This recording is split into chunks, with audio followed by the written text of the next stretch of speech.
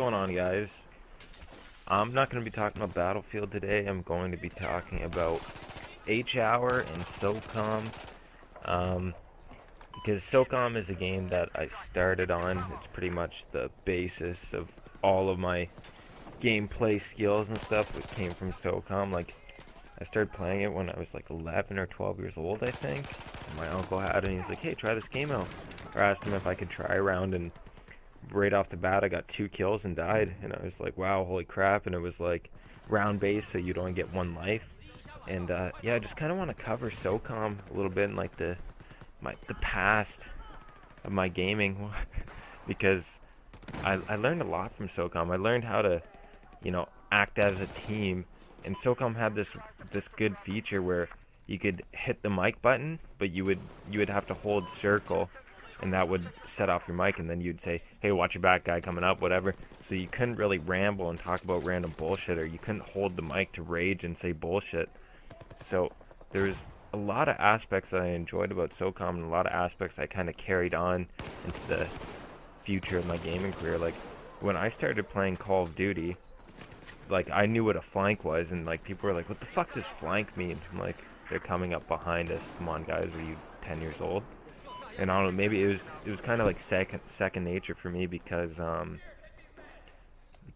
grew up playing SOCOM for the most part. I played SOCOM for like 3 years when I was a little kid, so you pick up on a lot of things, and that game was very team oriented, and it's kind of uncomparable to games nowadays. I mean, Battlefield as a team, yeah, you have to work as a team, but SOCOM was on a whole different scale of compared to Battlefield of teamwork, because you would have to call every single thing. You put a landmine down in a shady spot, and these rocks that kind of look like the cobblestone rocks that kind of look like landmines.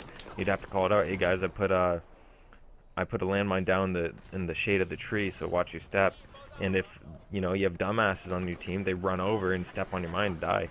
And it just like created this aspect of having to call things out and calling out crucial things, and there was just a crazy amount of team-oriented gameplay inside of SOCOM, and just everything about it was so much easier. The lobby system, it wasn't no fucking matchmaking bullshit where you sit in the lobby and, oh yeah, it just throws me into a lobby with a bunch of Puerto Ricans, so now I can't even shoot them because these guys, they teleport all over the fucking place.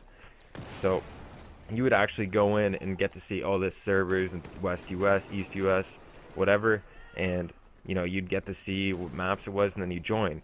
You could see how many. It's kind of like the Battlefield matchmaking system, but is even more in depth, because you can make your own servers. Say you went to the clan match server, so you go into this lobby and it's full of clan matches. You make your own clan match with your guys, 3v3 clan match, blah blah blah. You wait probably 10 minutes. You have 3 other guys in there. Hey, you want to play? Okay, these are the rules, this and that. Bang bang, clan match is gone, or is set up, ready to go. Then there's this other thing where you're in a match and some guy's camping in a corner and just talking shit to his whole team the whole game, and he's team killing people. So you go, alright guys, vote this guy out. You go up to his name, vote to kick. You'd need I think 5 kicks, or 3 to 5 kicks, and then you'd kick the guy out of the game. And this happened a lot. If someone was being a dumbass or just a liability to the team, you'd kick him out, because I mean, why have him on your team if he's not going to do anything to help you? So I'm kind of just getting into, because there's this new game coming out, H-Hour, and that's going to be like the core of SOCOM, because SOCOM 3 was, I wasn't a big fan of it. I played SOCOM 2, I love SOCOM 2, and it was the first shooter I played, so I was just in love with it. Then I played 3, and they're bringing vehicles in, and they're bringing all this other shit in that I just couldn't get into. Plus I was like 12 years old, and you needed a credit card to verify your account so that you could play online and actually start ranking up. And I was like, I was a little kid, and my parents were like, I'm not giving you a goddamn credit card to fucking play a video game, blah blah blah. They thought they were gonna get scammed, even though it was to verify age that you can play the game. So I guess it worked, because I couldn't get the goddamn card to play the game. And then there was Confrontation. I tried it. I was like, oh yeah, SOCOM Confrontation, this game's gonna be sweet. I tried it for about, I don't know, a week on and off, and I just ended up deleting it. Like, it was a waste of $60. That game was terrible. It felt nothing like SOCOM 2. It just did not feel like the core SOCOM that I knew. And SOCOM 4, everyone said it was a joke. I didn't even try it because I had kind of lost faith in SOCOM after SOCOM Confrontation. And now there's this talk of H-Hour, and this is the creator from the original SOCOM 1 and 2. This is the same creator, and he's going to bring in the same core mechanics of Next Gen, or onto Next Gen, sorry, the same core mechanics from SOCOM 2, so you could lean around corners and shoot at guys, you could go prone, you could crouch, you know, you could jump, you could open doors, you could breach doors, you could do all sorts of stuff, right? There's going to be the core mechanics, you could dance on dead bodies, core mechanics of SOCOM that everyone loved, at least in the SOCOM community.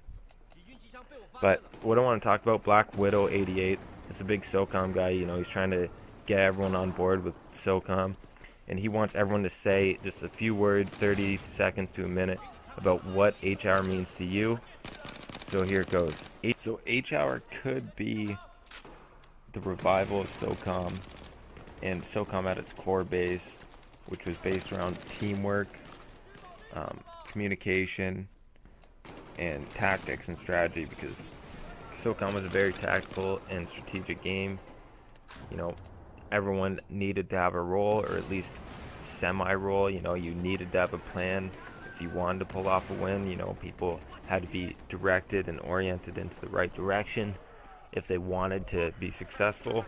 I mean, personally, I like to run and gun, so I'd normally go up the middle for the most part, and, you know, try to get to the hostages and escort them out. You know, do what you can when you're alive. And H-Hour to me could be that if it's pulled off and supported enough. Now, I'm really hoping that H-Hour will be this, and, you know, I'm kind of bored of playing Battlefield and COD and, you know, the same type of games over and over and over again.